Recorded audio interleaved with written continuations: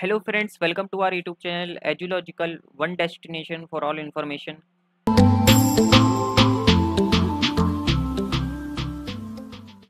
आज के इस वीडियो में हम पढ़ने वाले हैं class 10 IT code 402 part A employability skills का यूनिट 3 बेसिक ICT स्किल्स। इसका मैं पार्ट 1 पहले ही अपलोड कर चुका हूं। आज मैं इसका आपको पार्ट 2 पढ़ाऊंगा। इसके कंप्लीट नोट्स आज के इस वीडियो में हम आपको बताने वाले हैं, डिस्कस करने वाले हैं। हमारा जो टारगेट रहने वाला है वो 95% प्लस का रहने वाला है। अगर आप इस वीडियो को पूरा देख लेते हैं, इस लेक्चर को पूरा अच्छे से समझ लेते हैं, तो आपको 95% से लाने से कोई नहीं रोक सकता है। तो चलिए आज के इस पार्ट 2 के वीडियो को हम शुरू करते हैं। और हाँ, अगर आपने अभी तक पार्ट 1 नहीं देखा है इस चैप्टर का, तो आप अभी नीचे दी हुई लिंक पे क्लिक करके इस चैप्टर के पार्ट 1 को देख सकते हैं। डिस्क्रिप्शन में हमने आपको उसकी लिंक दे दी है, वहाँ से आप जाके पार्ट 1 इस चैप्टर का देख सकते हैं। पूरा उसमें मैंने अच्छे से शुरुआत से समझाया हुआ है। उस वीडियो को आप जाके पूरा देख लीजिए, आपको सब कुछ समझ में आ जाएगा। फिर आप इस वीडियो को आके देखिए, तो आपका पूरा जो चैप्टर है वो कम्प्लीटली आपको समझ में आ जाने वाला है। अब हम समझते हैं कि फाइल सिस्टम क्या होता है। इसके बारे में थोड़ा डिटेल से पढ़ लेते हैं। तो file system is referred as basic structure and concise forward to arrange the set of information with their names। उसमें एक सेट होता है इंफॉर्मेशन का, ठीक है। जो सेट होता है इंफॉर्मेशन का वो उनके नाम के साथ यहाँ पर रखा जाता है फाइल सिस्टम में। All information is stored and recognised in the computer in different types of file format. जितनी भी इंफॉर्मेशन है वो फाइल्स और फोल्डर के फॉर्म में रखी जाती है और डिफरेंट डिफरेंट टाइप के फॉर्मेट्स में उन फाइल को रखा जाता है। There are different file formats for sound files, video files, text files, graphic files etcetera. तो अलग अलग फाइल्स के लिए अलग अलग फॉर्मेट होते हैं। जैसे साउंड फाइल है, साउंड फाइल के लिए अलग फॉर्मेट होगा। इसी तरीके से वीडियो फाइल है, उसके लिए भी अलग फॉर्मेट होगा। इसी तरीके से टेक्स्ट फाइल है, इसके लिए भी अलग फॉर्मेट होगा। ये सारे फॉर्मेट हम आपको नीचे दी हुई टेबल में समझाने वाले हैं। तो जैसे कि आप यहाँ पर देख सकते हैं, यहाँ पर हमने एक तरफ फाइल के टाइप लिख रखे हैं और यहाँ पर हमने इसका एक्सटेंशन लिख रखा है। तो पहला यहाँ पर आप देख सकते हैं ओपन डॉक्यूमेंट टेक्स्ट, ठीक है। तो ये ODT की इसको एक्सटेंशन से लिखा जाता है, ठीक है। ODT एक्सटेंशन से इसको सेव किया जाता है इस फाइल को। और इसी तरीके से यहाँ पर ओपन डॉक्यूमेंट डेटाबेस को ODB एक्सटेंशन से सेव किया जाता है। इसी तरीके से ओपन डॉक्यूमेंट स्प्रेडशीट को ODS से सेव किया जाता है। म्यूजिक को MP3 या WAV से सेव किया जाता है। हो सकता है आपको ये पता हो म्यूजिक वाला। पिक्चर जो है वो JPG PNG में सेव की जाती है, ठीक है। ओपन डॉक्यूमेंट प्रेजेंटेशन जो होता है वो ODP फॉर्मेट में सेव किया जाता है। ओपन डॉक्यूमेंट ड्राइंग होती है वो ODG एक्सटेंशन में सेव की जाती है। HTML इसी तरीके से HTML जो होती है जिसमें कोड वगैरह हम लिखते हैं, वो डॉक्यूमेंट जो वो जो फाइल होती है वो HTML या .htm में सेव की जाती है। इस तरीके से XML जो डॉक्यूमेंट होता है उसको .xml एक्सटेंशन में सेव किया जाता है। इसी तरीके से PDF जो होती है, PDF की जो फुल फॉर्म क्या होती है आप याद कर लीजिएगा, ये कई बार एग्जाम में पूछा जाता है। तो इसकी जो फुल फॉर्म होती है वो पोर्टेबल डॉक्यूमेंट फॉर्मेट होती है। इसको आप अच्छे से याद कर लीजिए। तो अब हम समझते हैं कि हम हार्ड डिस्क के जो फाइल सिस्टम है उसको कैसे चेक कर सकते हैं, ठीक है। तो यहाँ पर स्टेप कुछ दिए हुए हैं। स्टेप 1 दिया गया है, इसमें क्या है, इसमें लिखा है right click on computer icon. मतलब जो कंप्यूटर आइकन होता है इस तरीके का कुछ, इस पर आपको यहाँ पर क्लिक करना है। जैसे ही आप इस पर राइट क्लिक करेंगे तो यहाँ पर आपको मैनेज ऑप्शन पे क्लिक करना है। जैसे कि यहाँ पर आपको दिखा रखा है हमने इमेज में। तो एक कंप्यूटर मैनेजमेंट विंडो यहाँ पर आपके पास खुल जाएगी जब आप मैनेज ऑप्शन पे क्लिक करेंगे, कुछ इस तरीके की, ठीक है। स्टेप 2 में यहाँ पर हमने दे रखा है click on disc management option. फिर आपको यहाँ पर हमने हाईलाइट कर रखा है जैसे कि डिस्क मैनेजमेंट ऑप्शन यहाँ पर लिखा हुआ है, इस पर आपको क्लिक करना है। जैसे ही आप इस पर क्लिक करेंगे तो आपको जो हार्ड डिस्क पे जो आपका फाइल सिस्टम इंस्टॉल हुआ होगा वो आपको पता चल जाएगा। तो अब हम यहाँ पर समझते हैं फाइल मैनेजमेंट क्या होता है। A computer system can keep our important data और इन्फॉर्मेशन इन फाइल्स। तो एक कंप्यूटर सिस्टम जो होता है, हम सबको पता है कि जो कंप्यूटर सिस्टम होता है उसमें हमारे इंपॉर्टेंट डेटा और इन्फॉर्मेशन फाइल्स में सेव होती हैं। Files can be named store and retrieve, उन फाइल्स को हम कुछ नाम दे सकते हैं, उसको हम अपने एक फोल्डर में स्टोर करके रख सकते हैं, ठीक है, किसी सेफ जगह पर, या उसके हम उसमें से हम कुछ इन्फॉर्मेशन रिट्रीव भी कर सकते हैं कभी भी, जब भी हम चाहें। It also facilitates grouping of files in the form of directories और फोल्डर्स। देखिए जैसे मैंने आपको बताया था कि हम जो है फाइल्स का ग्रुप बना के उसको एक फोल्डर में रख सकते हैं या कोई किसी डायरेक्टरी में रख सकते हैं, ठीक है, for their access and protection, उसकी प्रोटेक्शन और उसके एक्सेस के लिए। The arrangement of these files in the form of folders is known as file management. तो जो भी हम अरेंजमेंट करते हैं फाइल्स की फोल्डर्स के फॉर्म में, उन्हें हम बोलते हैं फाइल मैनेजमेंट, ठीक है। अब हम समझते हैं कि हम कोई भी न्यू फाइल या फोल्डर कैसे क्रिएट कर सकते हैं। स्टेप बाय स्टेप मैंने आपको यहाँ पर समझाया हुआ है। स्टेप 1 यहाँ पर है कि आपको अपने डेस्कटॉप पे आपको राइट क्लिक करना है। राइट क्लिक करने के बाद आपके पास ये इस तरीके का न्यू ऑप्शन आएगा, ठीक है। इस न्यू ऑप्शन पे जब आप क्लिक करेंगे तो आपको यहाँ पर स्टेप 2 में क्या करना है, स्टेप 2 में आपको एंटर की पे क्लिक करना है, ठीक है। तो जैसे ही आप एंटर की पे क्लिक करेंगे तो आपका एक नया फाइल या फोल्डर बन जाएगा। अगर आप फोल्डर बनाना चाहते हैं तो देखिए यहाँ पर आपको ये फोल्डर का ऑप्शन भी दिया है। जैसे ही आप न्यू पे क्लिक करके फोल्डर पे क्लिक करेंगे तो आपका एक फोल्डर बन जाएगा। और अगर आप फाइल बनाना चाहते हैं तो यहाँ पर देखिए इमेज की फाइल दी हुई है आपके पास, यहाँ पर आपके पास कॉन्टैक्ट की फाइल दी है। तो हर तरह की यहाँ पर आप फाइल बना सकते हैं, टेक्स्ट डॉक्यूमेंट बना सकते हैं, पीडीएफ बना सकते हैं, किसी भी तरीके की आप फाइल बनाना चाहें बना सकते हैं। तो अब हम यहाँ पर समझते हैं कि हम किसी भी फाइल या फोल्डर को मूव कैसे कर सकते हैं। हमने अब जो हमारी पिछली स्लाइड थी उसमें हमने सीखा था कि कैसे हम किसी भी फाइल या फोल्डर को कैसे क्रिएट करेंगे। अब हम यहाँ पर समझते हैं कैसे हम मूव कराएंगे किसी भी फाइल या फोल्डर को किसी दूसरी जगह पर। Suppose there is a folder named books in D drive and that folder has to be move to a new location C drive. मान लीजिए किसी भी हमें फोल्डर को डी ड्राइव से सी ड्राइव में भेजना है, तो उसको हम कैसे भेजेंगे या कैसे हम ले जाएंगे वहाँ तक। तो यहाँ पर स्टेप के द्वारा हमने यहाँ पर आपको समझाया हुआ है। स्टेप 1 है कि आपको राइट क्लिक करना है, जो भी आपका फाइल फोल्डर है उसको सिलेक्ट करके आपको राइट क्लिक करना है। देन उसके बाद आपको कट ऑप्शन पे क्लिक करना है। कट ऑप्शन पे जैसे ही आप क्लिक करेंगे आपको राइट क्लिक करना है न्यू लोकेशन पे एंड देन वहाँ पर आपको पेस्ट ऑप्शन पर क्लिक कर देना है। तो आपकी जो फाइल है या फोल्डर है वहाँ पर पेस्ट हो जाएगा, ठीक है, जहाँ पर भी आप न्यू लोकेशन पे राइट क्लिक करेंगे। अब हम यहाँ पर समझते हैं कि हम किसी भी फाइल या फोल्डर को कॉपी कैसे करेंगे। टू कॉपी अ फाइल और फोल्डर आपको ये सारे स्टेप्स जो हमने बताए हुए हैं ये सारे स्टेप आपको फॉलो करने होंगे। तो स्टेप 1 है यहाँ पर आपका right click on the file folder that has to be moved and then select copy option.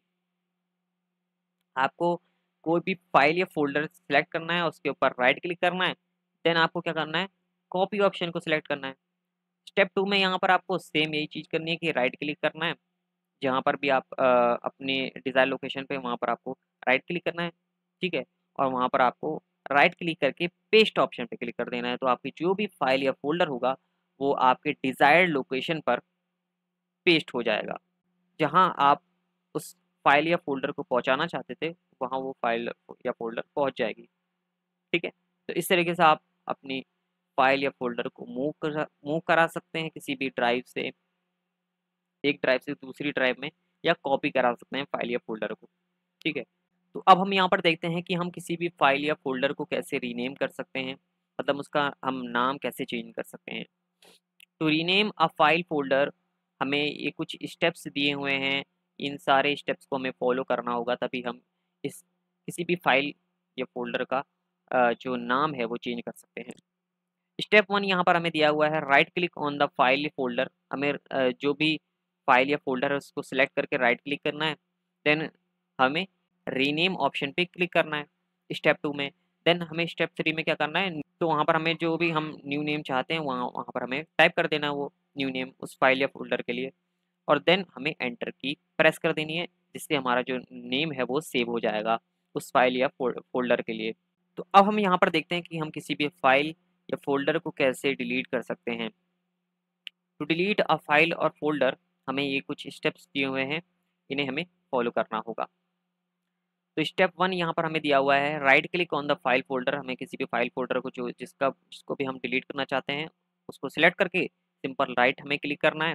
Then step 2 में हमें यहाँ पर डिलीट ऑप्शन पे क्लिक करना है। जैसे यहाँ पर डिलीट ऑप्शन दिया हुआ है, आप जैसे कि देख सकते हैं, मैंने हाईलाइट कर दिया इमेज में।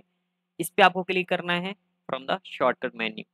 मतलब जो आपका शॉर्टकट मेन्यू आएगा राइट क्लिक करने पे, उस पे यहाँ पर डिलीट ऑप्शन दिया होगा, सिंपल इस पे आप जैसे ही क्लिक करेंगे वैसे ही आपकी जो फाइल या फोल्डर है वो डिलीट हो जाएगी। तो अब हम यहाँ पर देखते हैं कि हम किसी भी फाइल या फोल्डर को कैसे रीस्टोर कर सकते हैं।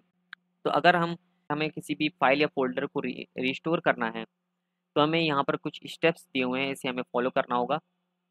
तो स्टेप 1 यहाँ पर है, हमें अपनी रिसाइकल बिन पहले ओपन करनी है, ठीक है, या लिनक्स ऑपरेटिंग सिस्टम में इसे हम ट्रैश भी बोलते हैं और विंडो में हम रिसाइकल बिन बोलते हैं।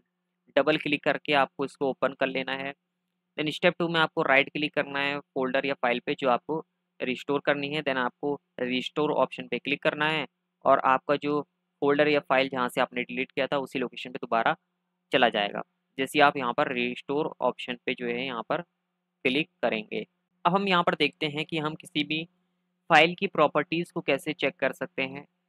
इसके बारे में हम यहाँ पर थोड़ा-सा देख लेते हैं कि हमें किसी भी फाइल की जो प्रॉपर्टीज़ है उसको कैसे हम देखेंगे कि वो कितने साइज़ की है, ठीक है? उसकी लोकेशन क्या है? अगर हमें ये सब चेक करना है तो हमें प्रॉपर्टीज़ में जब जाके हम वहाँ से चेक कर सकते हैं। Windows provide the facility to view the properties of a particular file like the creation और मॉडिफिकेशन, इट्स साइज़ एक्सेट्रा। हम ये सारी चीज़ें यहाँ पर देख सकते हैं। Viewing the properties of a file follow the given step. अगर हमें कोई भी फाइल का प्रॉपर्टीज़ देखना है तो हमें ये सारे स्टेप्स को फॉलो करना होगा। तो स्टेप 1 यहाँ पर चलिए समझ लेते हैं। स्टेप 1 में यहाँ पर दिया हुआ है right click on any file and select properties. मतलब जो भी फाइल का आप प्रॉपर्टी देखना चाहते हैं उस पर सिंपल आपको सिलेक्ट करके राइट क्लिक करना है। देन आपको प्रॉपर्टीज़ पे सिलेक्ट करना है। देखिए यहाँ पर देखिए ये राइट क्लिक किया और राइट क्लिक करने के बाद आपने यहाँ पर प्रॉपर्टी पे क्लिक जैसे ही आप करेंगे आपको जनरल टैब पे क्लिक करना है। देन आपके पास ये प्रॉपर्टी का एक खुल के आ जाएगा। यहाँ पर आपको जनरल पे क्लिक करना है, जनरल टैब पे। वहाँ से आप जो है लोकेशन, साइज़, ठीक है, जो डिस्क में इसकी साइज़ है फाइल की वो आप देख सकते हैं, ठीक है। ये सारी चीज़ें आप यहाँ पर ईजिली देख पाएंगे। प्रॉपर्टीज़ के टैब में आप यहाँ पर जनरल टैब में देख पाएंगे सारी चीज़ें, साइज़, लोकेशन, सब कुछ। तो अब हम यहाँ पर कंप्यूटर केयर के बारे में समझ लेते हैं कि हम कैसे कंप्यूटर की केयर कर सकते हैं, हमें कैसे अपनी कंप्यूटर की देखभाल करनी चाहिए। As large amount of data is stored on the computer, जैसे कि हम काफ़ी सारा डेटा अपना जो कंप्यूटर है उसमें स्टोर करके रखते हैं, तो ये हमारे लिए ज़रूरी है कि हमें उसकी कंप्यूटर की हम रेगुलर मेंटेनेंस करें। Malware and virus may cause damage to the working of computer. जो मालवेयर और वायरस होते हैं वो क्या कर सकते हैं, हमारे जो कंप्यूटर है उसकी वर्किंग को डैमेज कर सकते हैं, हमारे फाइल्स को जो है करप्ट कर सकते हैं। इस वजह से हमें कंप्यूटर की केयर करना बहुत ज़रूरी है। तो यहाँ पर सबसे पहला यहाँ पर आपको पॉइंट दिया गया है, some general precaution that can be taken while placing the computer system at any place are. यहाँ पर कुछ आपको जनरल प्रिकॉशंस दिए गए हैं जो आपको फॉलो करने चाहिए। It should be away from direct heat and sunlight. मतलब जो आपका कंप्यूटर है या जो भी आपका लैपटॉप वगैरह है ये सब आपके डायरेक्ट हीट या सनलाइट से दूर रहने चाहिए। Ensure less fluctuations in temperature और electric supply as it may cause surges और स्पाइक्स। ज़्यादा न ठंडी टेम्परेचर में अपने कंप्यूटर को रखना चाहिए, ना ज़्यादा गर्म टेम्परेचर पे अपने कंप्यूटर को या लैपटॉप को रखना चाहिए, इससे जो हमारा कंप्यूटर या लैपटॉप है वो ख़राब हो सकता है। और हमें अपने कंप्यूटर को चार्ज करते वक्त हमें जो इलेक्ट्रिक सप्लाई है उसको ज़्यादा वोल्टेज में हमें नहीं लगाना चाहिए, ठीक है, जिससे हमारा जो कंप्यूटर है ख़राब हो सकता है अगर हम इलेक्ट्रिक सप्लाई उसको सही तरीके से नहीं देंगे। You should try to keep your room test free and regularly do cleaning. तो जो हम यहाँ पर रूम है वो आपका क्लीन होना चाहिए और आपको जो अपना रूम है उसको उसकी रेगुलर क्लीनिंग करनी चाहिए ताकि उसमें जो कोई भी कंप्यूटर है या लैपटॉप है उसमें डस्ट वगैरह ना जम जाए। Never spill the eatables on computer system. हमें अपने कंप्यूटर सिस्टम या लैपटॉप पे कोई भी खाने का सामान जो है वो नहीं गिराना चाहिए। Cleaning the computer components. चलिए इसके बारे में समझ लेते हैं। Cleaning the computer and other peripherals attached to it keeps it in a good working condition. तो अगर हम कंप्यूटर या जो अदर पेरिफेरल्स हमारे कंप्यूटर से अटैच रहते हैं उसकी हम अगर क्लीनिंग नहीं करेंगे तो हमारा जो कंपोनेंट्स है कंप्यूटर का या जो हमारा कंप्यूटर है वो ख़राब हो सकता है। For example CPU fan is used to cool down the components of CPU. तो सीपीयू क्या काम करता है, जो हमारा कंपोनेंट्स है जो हमारा लगा रहता है कंप्यूटर में उन्हें कूल डाउन करने का काम करता है। दैट में gate heated while operating. If the CPU fan is not clean, hardware components of CPU can easily catch fire due to overheating. अगर हमारा CPU ही नहीं क्लीन होगा, सही से वर्क नहीं करेगा, तो हमारा जो कंप्यूटर का कंपोनेंट्स है वो ओवरहीट होके फायर कैच कर लेगा और इससे एक बहुत बड़ा एक्सीडेंट हमारे साथ हो सकता है। ठीक है, तो हमें यहाँ पर रेगुलर क्लीनिंग करनी चाहिए अपने CPU की, अपने कंप्यूटर की, और अच्छे से उसकी केयर करनी चाहिए। अब यहाँ पर हमें कुछ इम्पॉर्टेंट इंस्ट्रक्शंस दिए गए हैं जो हमें फॉलो करने चाहिए जब भी हम अपने कंप्यूटर के हार्डवेयर पार्ट्स को क्लीन कर रहे हों। तो always plug out each and every cable और वायर बिफोर क्लीनिंग। हमें जो है हर एक केबल या वायर को जो हम क्लीन कर रहे होते हैं उसे हमें प्लग आउट कर देना चाहिए। अगर हम इसे प्लग आउट कर देंगे तो हमें हमारे साथ इंसिडेंट होने के जो चांसेस हैं वो काफ़ी कम हो जाते हैं। Try to use water diluted solvent for wiping to avoid any damage to the outer casing of the components. Water diluted solvent को यूज़ करना चाहिए किसी भी कंपोनेंट कंप्यूटर कंपोनेंट को साफ करने के लिए। Use dampened moist cloth to clean monitor, CD, DVD tray et cetera. हमें डैम्पेंड मॉइस्ट क्लॉथ को यूज़ करना चाहिए मॉनिटर, सीडी, डीवीडी को साफ करने के लिए। Use anti static wristband to prevent generating static electricity near electronic devices।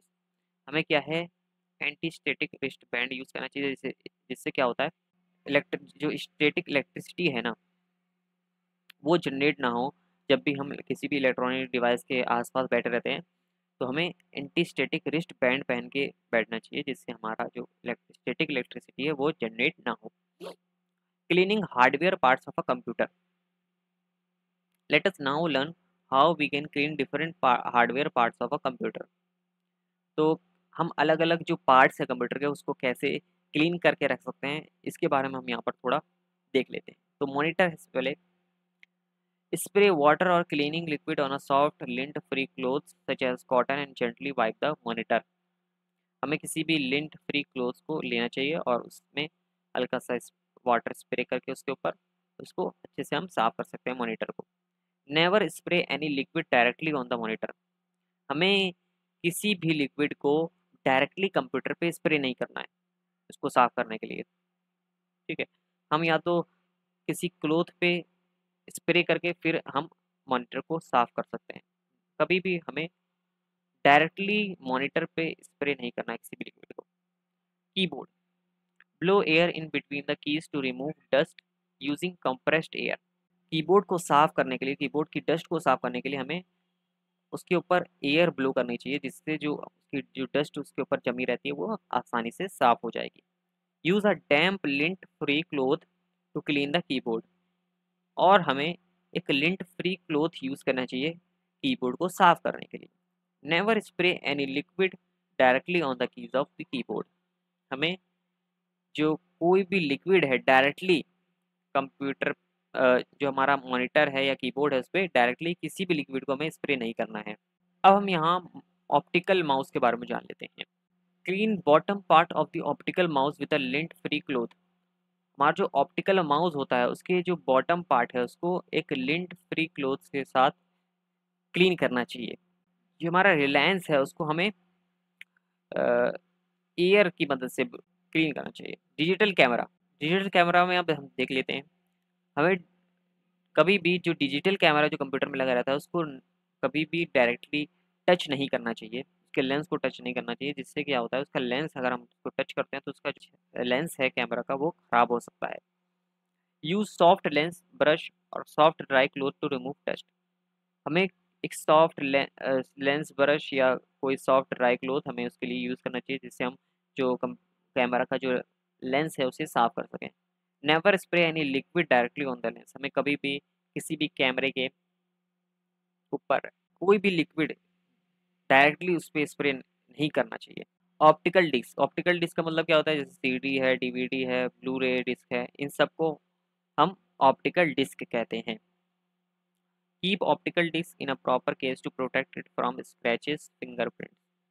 हमें सीडी डीवीडी या ब्लू रे डिस्क को किसी भी स्क्रैचेस से, फिंगरप्रिंट से हमें उसको प्रोटेक्ट करना चाहिए, जिससे वो खराब ना हो सके। Use lint free cloth to remove fingerprints and dirt, हमें लिंट फ्री क्लोथ को यूज करना चाहिए, इससे हम फिंगरप्रिंट्स डर्ट को आसानी से हटा सकते हैं।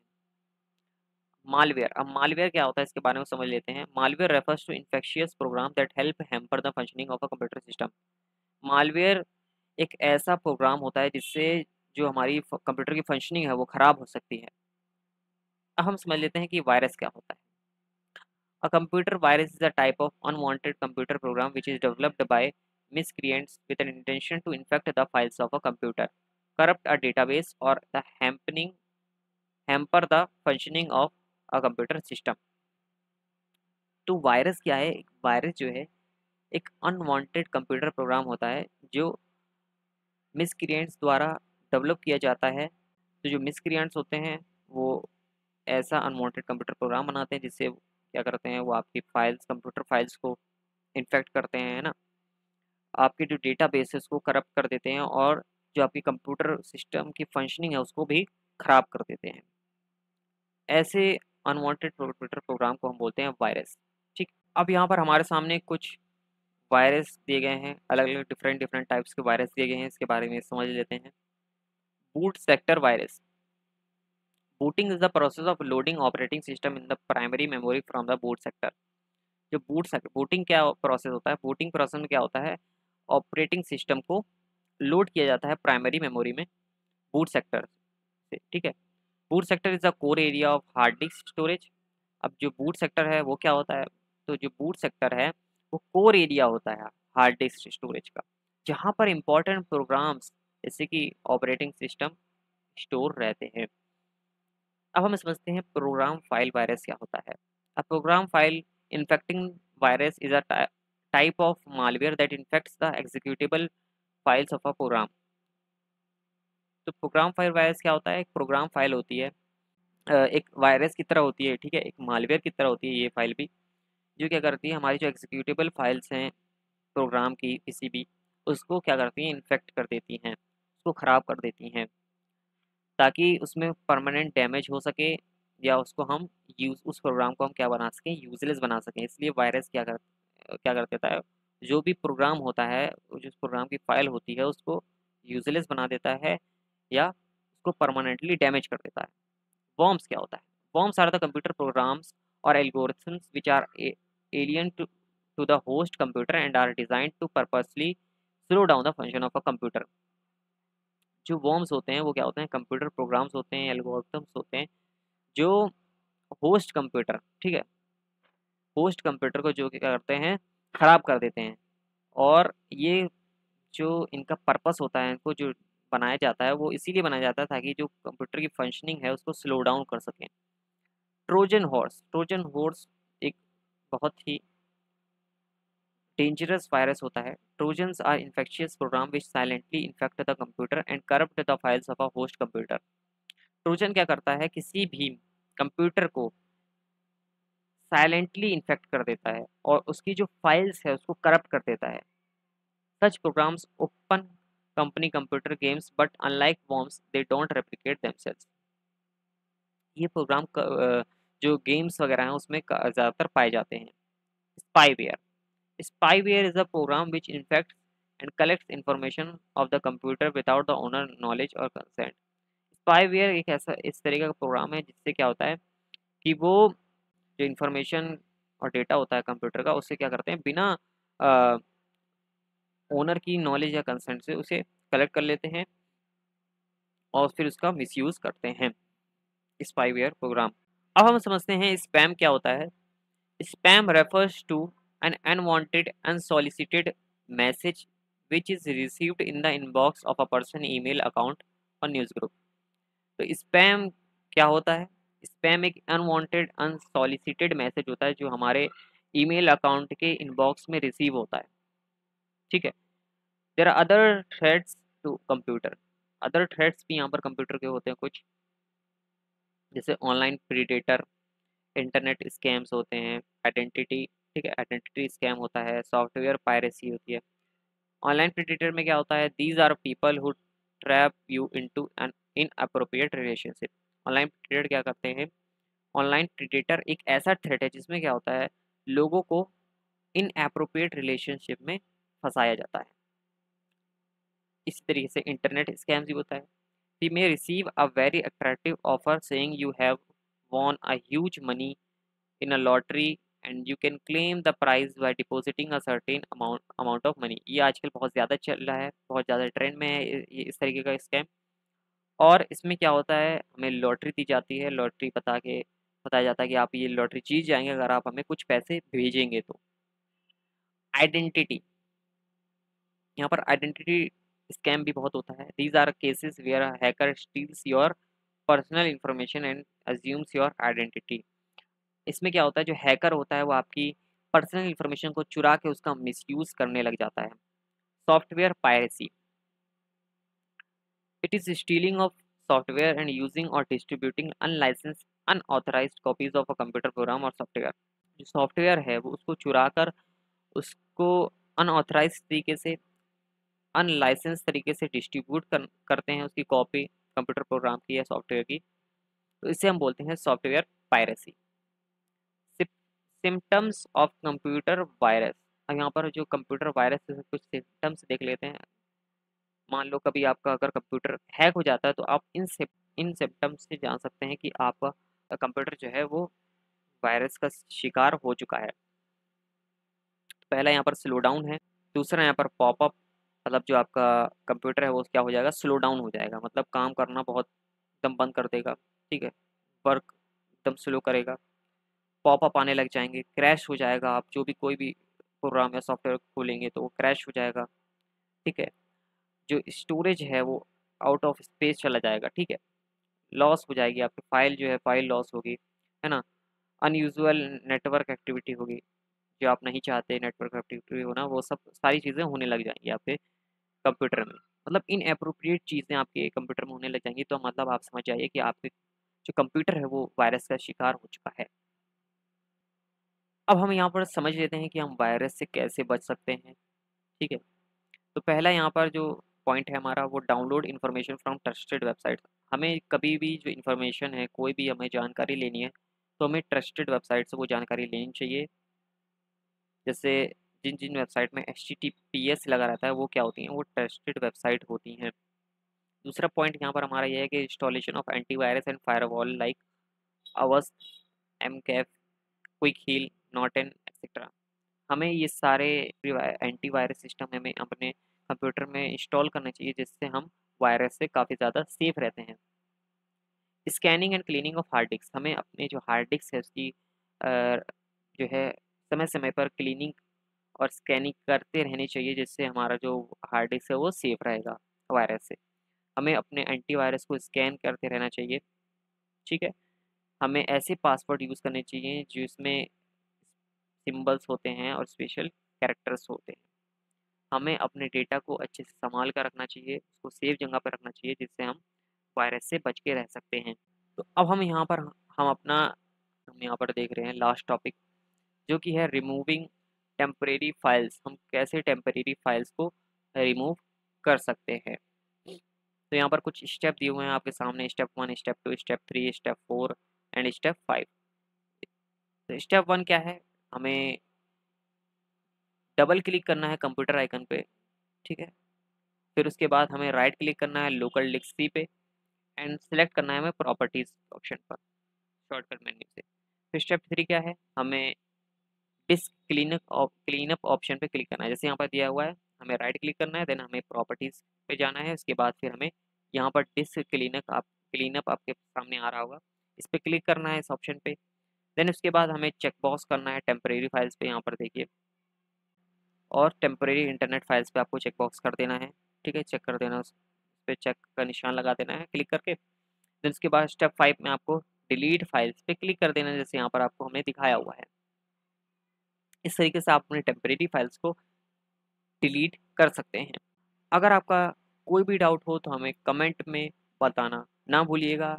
इस चैप्टर से रिलेटेड या जो पार्ट 1 है उससे रिलेटेड कोई भी डाउट हो तो आप हमें नीचे कमेंट सेक्शन में पूछ सकते हैं। मतलब अगर आप और भी ऐसी वीडियोस चाहते हैं तो आप हमारे चैनल को सब्सक्राइब करके बेल आइकन को प्रेस कर सकते हैं। हमारे इस वीडियो को लाइक ज़रूर करिए, शेयर करें अपने दोस्तों के साथ। अगर आप लोग इम्पॉर्टेंट क्वेश्चन और एमसीक्यूज, प्रीवियस ईयर क्वेश्चन और भी सारी चीज़ें इस चैप्टर के लिए चाहते हैं तो आप हमें कमेंट करना ना भूलिएगा। जय हिंद, जय भारत।